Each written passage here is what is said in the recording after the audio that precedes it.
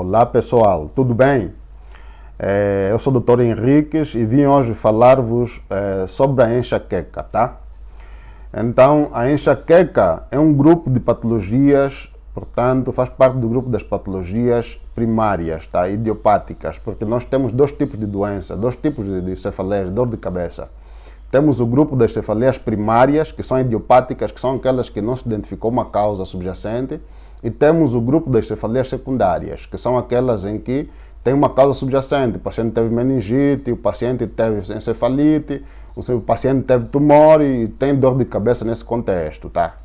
Então hoje nós vamos falar da enxaqueca, que faz parte, juntamente com as outras, do grupo das cefaleias primárias, tá? Que, juntamente com a tensional, as trigêmicas autonômicas, como a cefaleia em salvas, a hemicraniana paroxística e outras, a cefaleia hípnica, a cefaleia numular e muitas outras cefaleias primárias. Hoje nós vamos falar especificamente da enxaqueca, tá? Então a enxaqueca é uma entidade nosológica, tá? Introdutoriamente é importante falar isso. É uma entidade nosológica, é um diagnóstico, tá? É diferente da dor de cabeça. A dor de cabeça isoladamente é um sintoma, tá? É um sintoma que faz parte, portanto, da enxaqueca. A enxaqueca é uma entidade nosológica, é um diagnóstico médico, tá? Isso implica que o seu médico é que vai fazer esse diagnóstico. Então, a gente não recomenda você ver as características, ler em algum livro, em algum artigo e fazer o autodiagnóstico e partir para o tratamento. A gente, portanto, não indica esse tipo de conduta, porque o diagnóstico é meramente médico, tá? Essa é uma nota importante que a gente traz aqui. A segunda nota importante, epidemiológica, é importante dizer que em termos epidemiológicos ela tem uma prevalência muito alta. Globalmente a sua prevalência chega a 12%, tá? Que é muito mais frequente no gênero feminino, com cerca de 17 a 18%, contra 8 a 9% no gênero masculino, tá? Então é muito mais frequente nas meninas do que nos homens. E é importante dizer aqui, nota introdutória, que é uma doença, como muitas doenças, que é muito mais frequente em pessoas de nível socioeconômico relativamente baixo, tá? Que a OMS fez um estudo que à medida que melhora o nível socioeconômico da pessoa, também vai melhorar, portanto, as crises de enxaqueca que as pessoas vão tendo, tá? Então, isso mostra que a qualidade de vida tem um impacto muito grande nas crises de enxaqueca. Também é importante a gente aqui dizer que, em termos epidemiológicos, é uma doença muito incapacitante, que a OMS enquadra no grupo das doenças incapacitantes. Das 10 doenças mais incapacitantes a nível do mundo, a enxaqueca faz parte, tá ok? E vamos agora então falar das características clínicas, tá?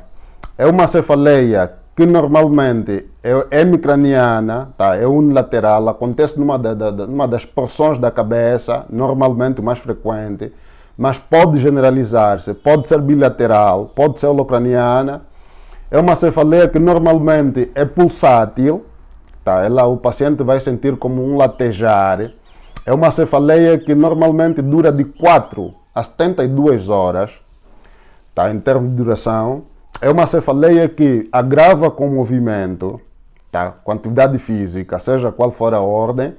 E é uma cefaleia que tem como fatores acompanhantes, normalmente o paciente tem hipersensibilidade à luz, que a gente fala que é a fotofobia, e a hipersensibilidade ao sol, ao som, tá? Desculpa, ao som, que é a fonofobia, tá?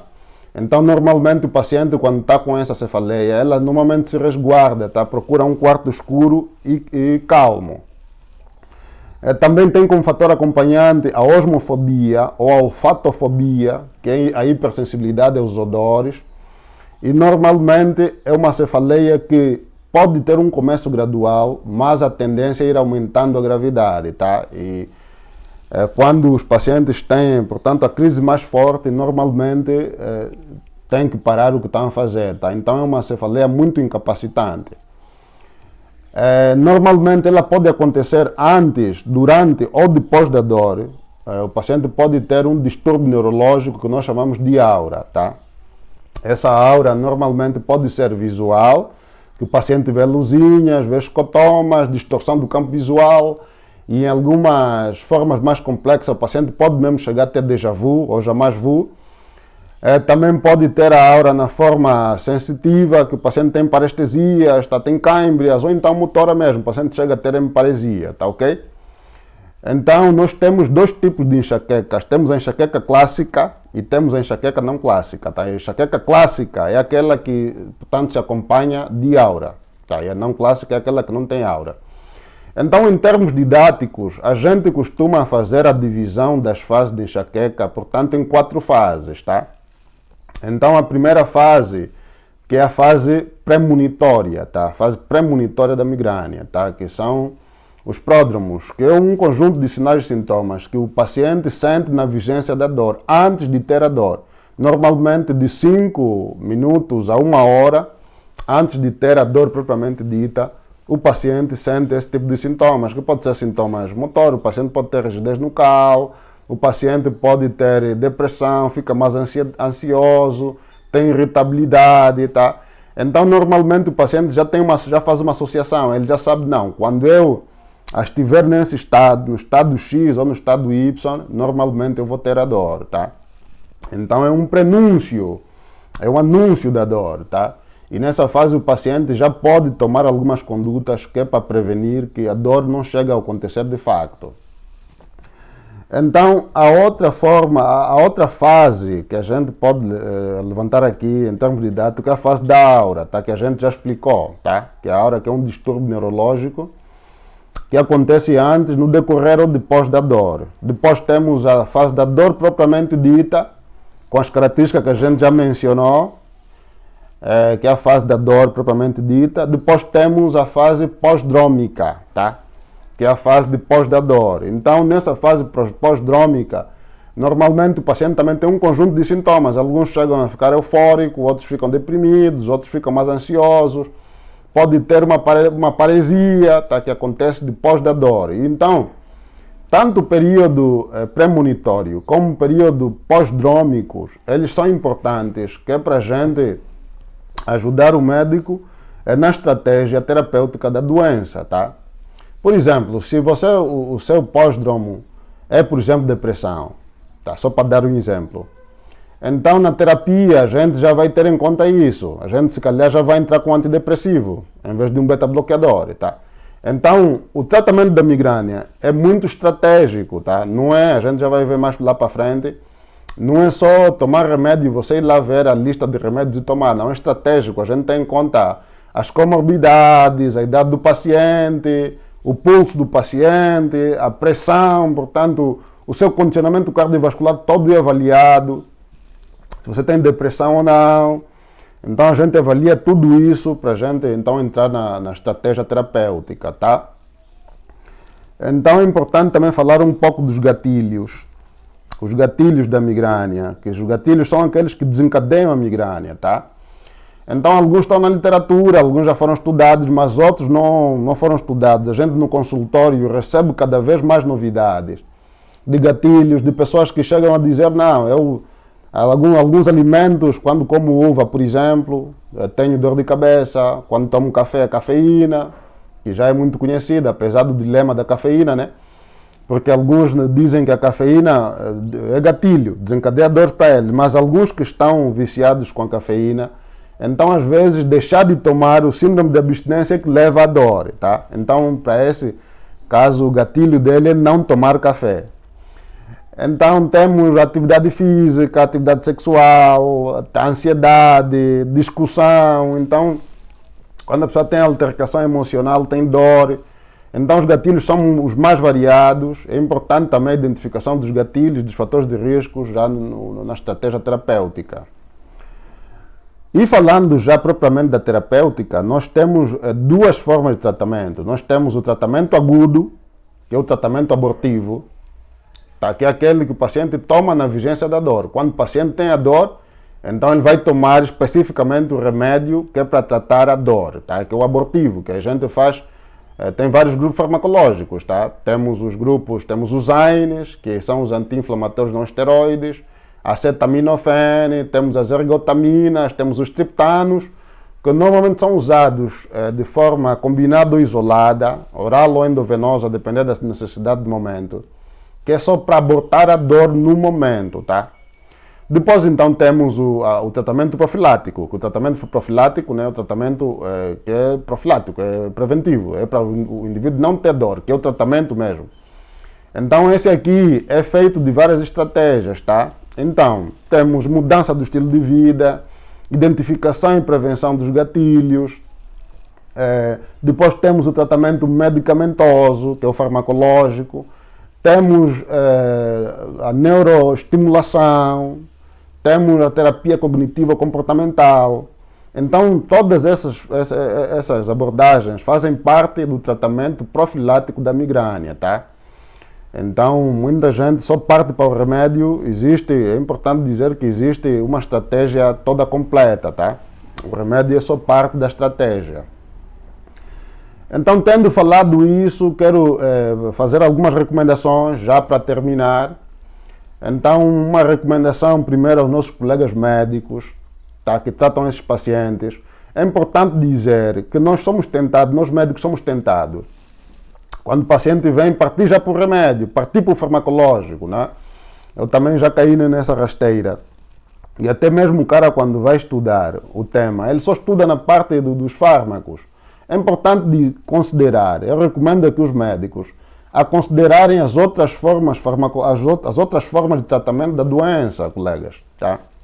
Então, não subestime a mudança do estilo de vida, não subestime a identificação e prevenção dos gatilhos, não subestime, portanto, o uso de nutracêuticos, não subestime o uso da terapia cognitiva comportamental, tá? Às vezes você pode mesmo encaminhar para um colega que tem essa experiência, tá ok? Que trabalha com terapia cognitiva comportamental na migrânia, pode ser um psicólogo, ou então um psiquiatra, ou uma pessoa treinada nisso, mesmo neurologista treinado nisso. Então é muito importante. Eu até às vezes, o que é que eu faço? Quando o paciente vem na forma grave, então eu entro já com o farmacológico. Mas nesse interregno, enquanto eu começo com o farmacológico, eu já introduzo as outras formas, mudança de estilo de vida, prevenção. E depois, com o tempo, o paciente chega mesmo a desmamar o remédio, tá? Porque a nossa meta, a gente tem que acabar com o hábito de ver todas as doenças como sendo de toma medicamentosa crônica, tá? Nem todas as doenças é para tomar medicamento a vida inteira, tá? O medicamento, o remédio, está para nos ajudar. Então, nós entramos com o remédio, o paciente muda o estilo de vida e depois a gente vai desmamando. E eu falo isso com propriedade. Eu conheço muitos pacientes que tomavam medicamento para migrânia e a gente foi desmamando. Alguns estão com uma dose muito inferior, outros ficaram mesmo sem o fármaco, tá? Então, essa é a recomendação que eu trago aqui nos colegas médicos para prestarem mais atenção na mudança do estilo de vida, que é científico, tá ok? Então, os papers falam disso, tá? Então, quando a gente enfatiza que a mudança do estilo de vida na migrânia é importante, é porque os papers, é porque tem embasamento científico, tá? Os papers sustentam. Então, venho fazer uma recomendação para o doente. Tá, caro doente, a doença é sua, tá ok? Então, a responsabilidade é mais sua do que nossa, nós como médicos. A gente tem outros pacientes, a gente tem outros filhos, como eu costumo dizer, temos outros pacientes. Então, cada paciente tem que se responsabilizar pela sua saúde. Quem muda o estilo de vida é o paciente, tá ok? Então, mudança de estilo de vida, a gente vai falar teoricamente, mas na prática quem vai fazer é o paciente. Então, é importante uma recomendação para os doentes. Estude como é que você muda a vida, entendeu?